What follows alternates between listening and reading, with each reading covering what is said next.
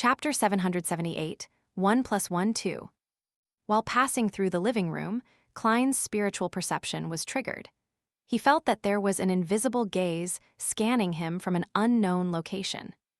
He feigned ignorance as he entered the activity room ahead. He surveyed the area and found a spot that wasn't too far or close to the host's seat. And at the moment he passed through the activity room's door, all the attention on him vanished. If not for the wraith having 3 seals to isolate it, it probably would have been noticed. Mr. X doesn't appear to be as bold and crazy as he seems. Klein sat down and moved his hood, hiding his face deeper in the shadows.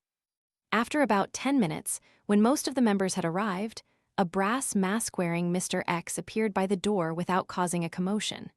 He walked in and headed towards his seat. He was dressed in a black classical robe with a pointed mage hat.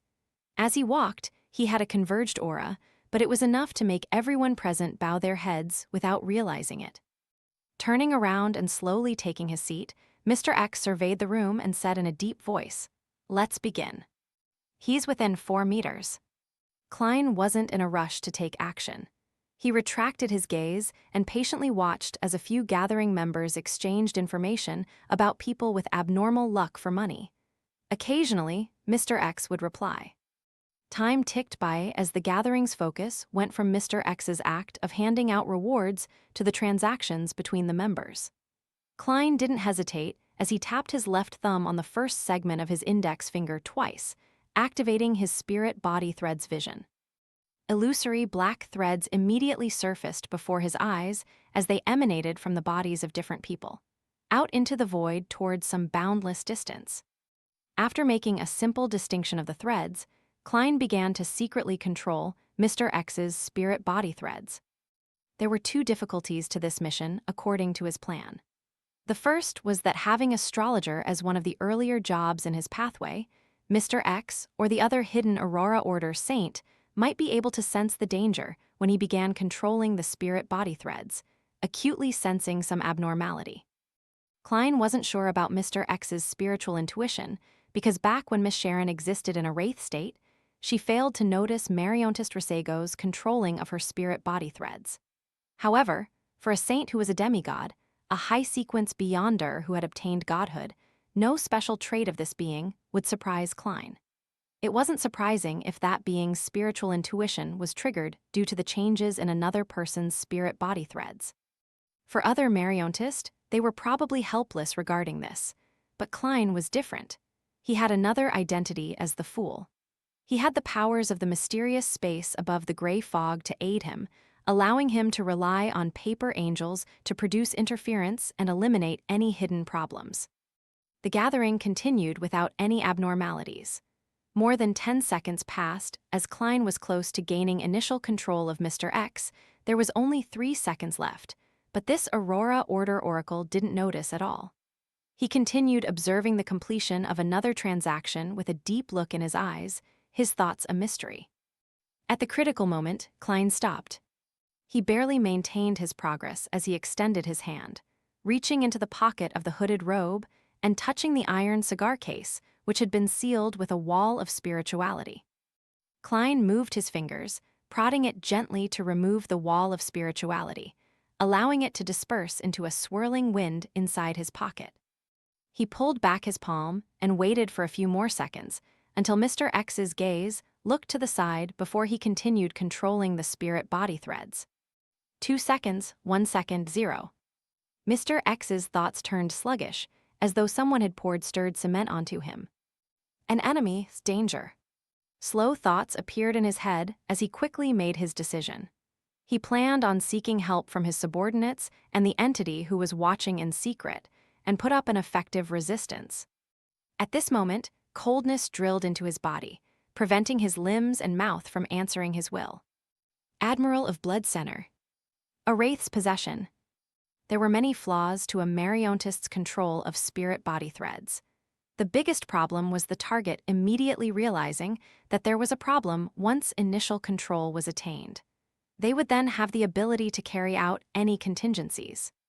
If it was one-on-one, without anyone around them, Klein could naturally use the target's increasingly impeded state to effectively disrupt and interfere with any resistance they put up. But if the target had any aids, it was very difficult for a marionettist's control to fool others. It required help from the environment or partners to conceal the matter without exposing it. And on this point, a wraith who was able to possess a target and forcefully control them was the best support for a marionettist.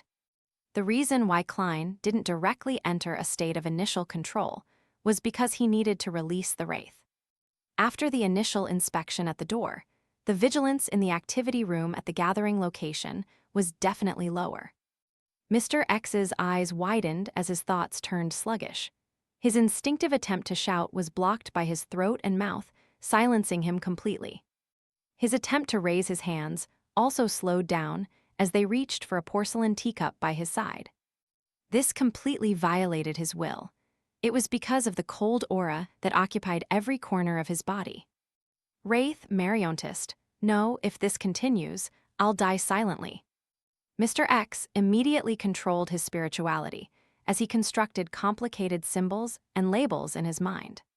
He was just about to open a traveler's door, which was also the door of teleportation, to escape the marionettist's control range.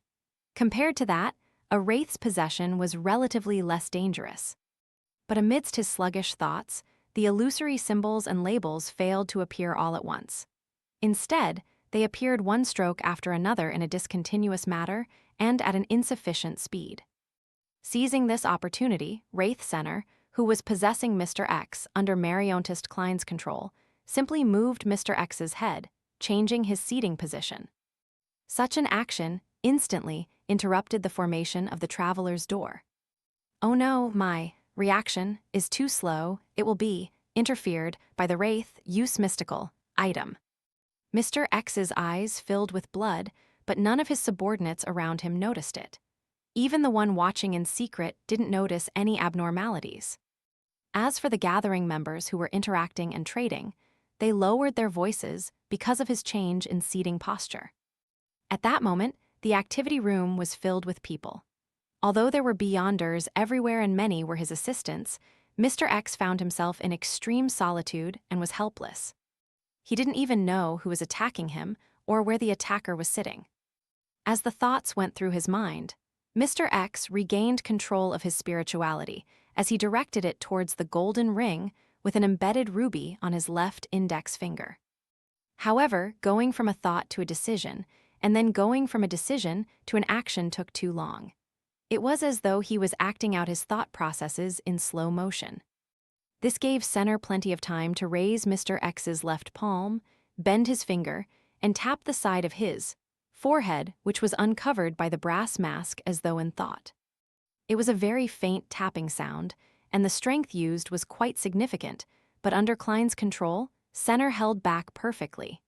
It made most of the strength enter Mr. X's mind without spreading outwards so as to hide any commotion.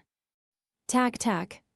Mr. X's thoughts of emanating his spirituality were disrupted, and he was temporarily unable to find his train of thought. By the time he recovered, the marionettist's control had deepened. This made his thoughts chaotic and impeded. Even his thinking and decision-making became extremely difficult.